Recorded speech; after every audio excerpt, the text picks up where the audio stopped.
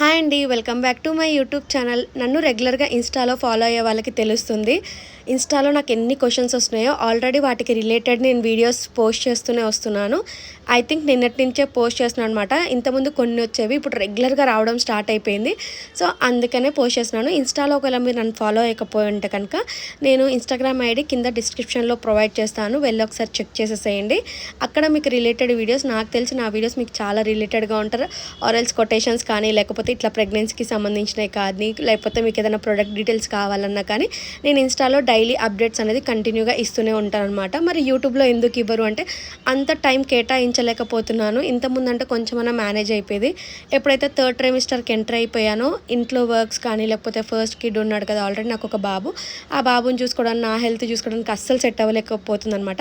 Editing కూడా కంటిన్యూగా నేనే చేసుకోవాలి కాబట్టి కొంచెం గ్యాప్ ఇచ్చి పోస్ట్ చేస్తున్నాను. కానీ ఒక 3 days నుంచి అయితే కంటిన్యూ క్వశ్చన్స్ మీద క్వశ్చన్స్ అనమాట. నాకే హ్యాపీగా అనిపిస్తుంది, నా వీడియోస్కి ఇంతమంది రిలేటెడ్ అయ్యి ఇన్ని టిప్స్ నా నుంచి తెలుసుకోవాలనుకుంటున్నారా అని చెప్పేసి. సో అందుకే ఇక్కడ పోస్ట్ చేస్తున్నాను అనమాట, ఫుల్ లెంతీ వీడియో. సో అందరు అడుగుతుంది ఏంటి అంటే నా రిపోర్ట్స్ అడుగుతున్నారు. చాలామంది యాంటీరియర్ ఉంటే అమ్మాయి అని, పోస్టీరియర్ ఉంటే అబ్బాయి అని చెప్పేసి అంటున్నారు కదా. చూద్దాం ఏమవుతుందో. ఈ రిపోర్ట్స్ గురించి మనం నెక్స్ట్ వీడియో మాట్లాడుకుందాం. డెఫినెట్గా నెక్స్ట్ వీడియోలో నా రిపోర్ట్స్ అనేది మీతోటి షేర్ చేస్తాను. నా ఫస్ట్ టైం ప్రెగ్నెన్సీ అప్పుడు రిపోర్ట్స్ కూడా నేను చాలా భద్రంగా దాపెట్టుకున్నాను. ఆ వీడియోస్ ఈ వీడియోస్ కంపేర్ చేసి చూద్దాము ఏముంటుంది అనేది. ఇంకొకటి, ఇంట్లో వర్క్స్ అన్ని మీరే చేసుకుంటున్నారా, అసలు ఫస్ట్ కిడ్ తోటి ఎలా సెట్ అవుతుందని చెప్పేసి చాలా క్వశ్చన్స్ వచ్చాయి.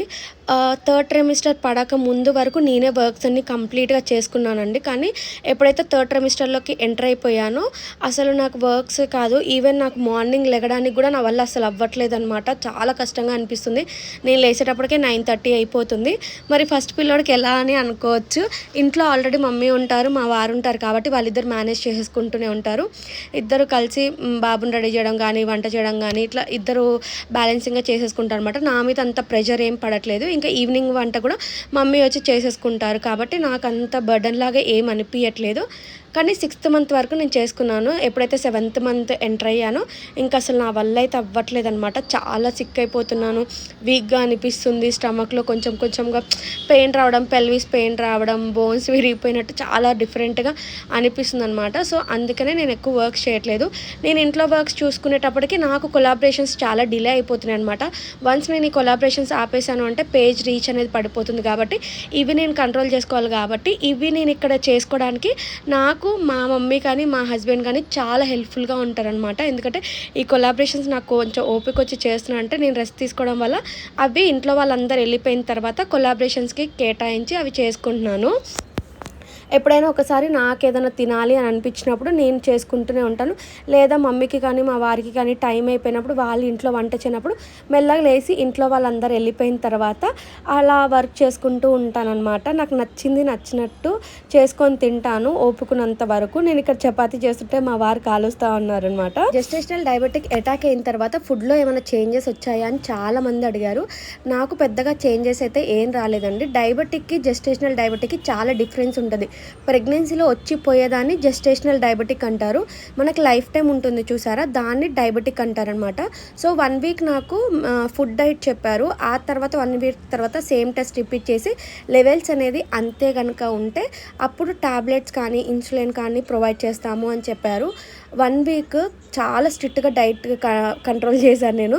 అసలు నేనైతే చేసేదాన్ని కాదు, కానీ మా వారైతే చాలా ఎక్కువగా మోటివేట్ చేశారు. నువ్వు ఈ 1 week మానేయడం కరెక్టా, లేకపోతే లైఫ్ టైం మానేయడం కరెక్టా అంటే డాక్టర్స్ ఏం చెప్పారంటే కొంతమందికి డెలివరీలో వచ్చిన థైరాయిడ్ కానీ, షుగర్ కానీ డెలివరీలోనే వెళ్ళిపోవంట. లైఫ్ టైం అది మనకి పర్మనెంట్గా ఉండే ఛాన్సెస్ 99% ఉంది. సో అందుకనే 1 week అనేది కంప్లీట్గా రైస్, కంప్లీట్గా షుగర్ అనేది ఒక పలుకు కూడా షుగర్ అనేది కంప్లీట్గా అసలు వేసుకునే దాన్ని కాదు. అలా 1 weekలో నాకు కంట్రోల్ అయిపోయింది అనమాట. లెవెల్స్ ఇంకెప్పుడు చెక్ చేసినా నార్మల్గానే ఉన్నాయి. డెలివరీ వరకు కూడా ఇలానే కంటిన్యూ అవ్వండి అని చెప్పేసి అన్నారు. బట్ నేనైతే స్వీట్స్ యాజ్ యూజువల్గా నేను ఎలా తినాలో అలానే తినేస్తున్నాను. బట్ బెడ్ టైంకి వెళ్ళేటప్పుడు మాత్రం తినడం అవాయిడ్ చేస్తున్నాను. కొంచెం స్వీట్నెస్ కానీ స్వీట్స్ కానీ తగ్గించాను. సో చాలామంది డైట్ గురించి కూడా అడుగుతున్నారు. డైట్ అంటే ఏం లేదండి, మనం 3 పూట్ల తినేది 5 పూట్ల చేసుకుంటాము. కానీ ప్రెగ్నెన్సీలో డ్రై ఫ్రూట్స్ అనేది చాలా ఇంపార్టెంట్. నేను డైలీ 7 or 6 ఆల్మండ్స్ తింటాను. ఎందుకు అని అంటే మా వారు నాకు అన్నీ ఇస్తారు కాబట్టి ఇంకా అన్నీ తినేస్తాను. ఇంకా all types of dry fruits కూడా తీసుకుంటాను అనమాట. మార్నింగ్ అవనివ్వండి, ఈవినింగ్ అవనివ్వండి, నాకు ఎప్పుడు తినాలనిపిస్తే డైలీ 2 eggs డ్రై ఫ్రూట్స్ అయితే ఖచ్చితంగా తీసుకుంటాను. ఇంకా ఈవినింగ్ టైంలో ఏదో ఒక స్నాక్ అనమాట. నాకు ఏది అందుబాటులో ఉందో, నాకు ఏది తినబుద్ధి అవుతో అది తింటాను. నాతో పాటు మయాన్ కూడా అంతే. నాకు అది కావాలి ఇది కావాలని చెప్పి అస్సలు గోల చేయడు. నేను ఏది పెడితే అదే తినేస్తాడు.